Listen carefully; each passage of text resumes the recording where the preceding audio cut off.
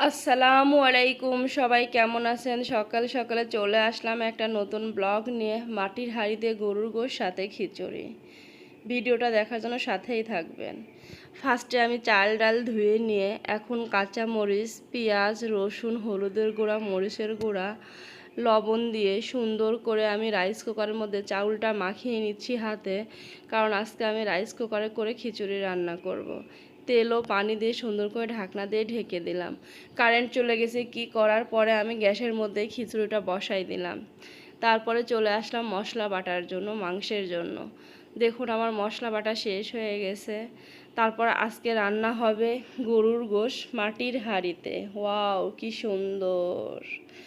ফার্স্টে আমি একটা ধোয়া মাটির পাতিল নিয়ে নিলাম। তারপরে ধুয়ে রাখা গরুর গোশটা হাতে নিয়ে এখন আমি গরুর গোশটা পাতিলের মধ্যে কিছু করে করে দিয়ে দিচ্ছি। তারপর মাংস দেওয়া শেষ, এখন আমি কাঁচা পেঁয়াজ দিয়ে দিলাম। তারপরে কাঁচা মরিচ ও রসুন দিয়ে দিলাম। তারপরে এখন আমি বেটে রাখা মশলা আদা, রসুন, জিরা ও গরম মশলা দিয়ে দিলাম। তারপর আমি শুকনা মরিচের গুঁড়া, হলুদের গুঁড়া, ধনিয়ার গুঁড়া ও সাথে কিছু লবণ দিয়ে দিলাম। আজকে রান্নাটা সেই হবে, কারণ মাটির হাঁড়িতে সরিষার তেল দিয়ে গরুর গোশ, সাথে যদি থাকে ভুনা খিচুড়ি। তারপরে দেখুন আমি এখন সরিষার তেল দিচ্ছি, একদম খাঁটি সরিষার তেল। এখন সব কিছু দেওয়া শেষ। আমি এখন আমি হচ্ছে গরম মশলা, তার মানে তেজপাতা, শুকনা মরিচ, এলাচ, দারচিনি, এগুলা সব কিছু দিয়ে দিব। দিয়ে সুন্দর করে মাখিয়ে নিব, কারণ সব কিছু এখন দেওয়া শেষ হয়ে গেছে, এখন শুধু মাখানোর পালা।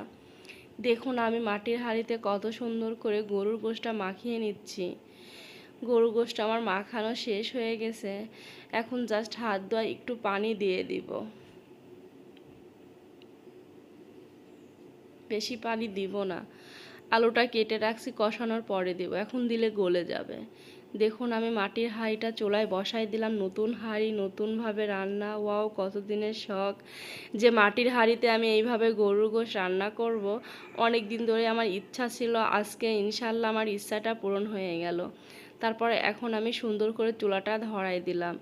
সবাই তো কেরোসিন তেল ব্যবহার করে, আমি শুধু পাটখড়ি দিয়ে ম্যাচ দিয়ে চুলাটা ধরাই দেই। দেখুন কত সুন্দর চুলা জ্বলে আমার। নতুনভাবে নতুন পাতিলে রান্না, কি সুন্দর!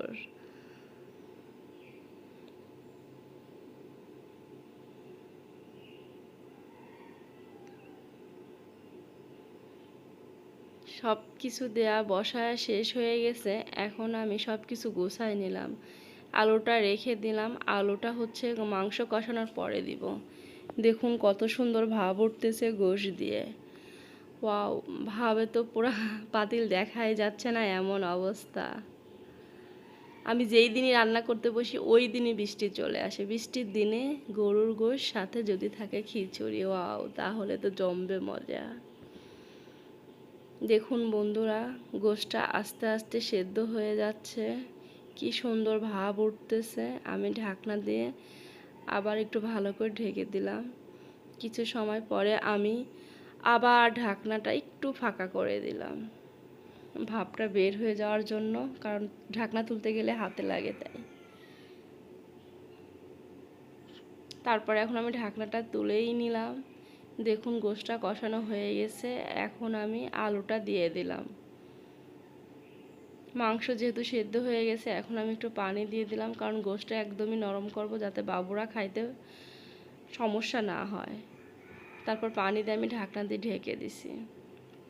দেখুন কি সুন্দর আগুন বের হচ্ছে, ওয়াও! আর বৃষ্টির কথা আর কী বলবো, বৃষ্টি তো আমার সঙ্গের সাথে, বৃষ্টিকে আমি অনেক বেশি পছন্দ করি। তারপর এখন আমি মাংসটা নাড়া দিব, যে কি অবস্থা, ঝোলটা শুকাই গেছে কিনা। দেখুন আমার রান্নাটা শেষ, আমরা মা মেয়ে খাইতে বসে গেছি। আজকে মেয়েকেও খাওয়াই দিব, আমিও সাথে খাবো। মেয়ে তো মহা খুশি, কারণ আমি তার সাথে খাইতে বসছি। ওয়াও, আমার মেয়ে বলতেছে আম্মু অনেক মজা মজা।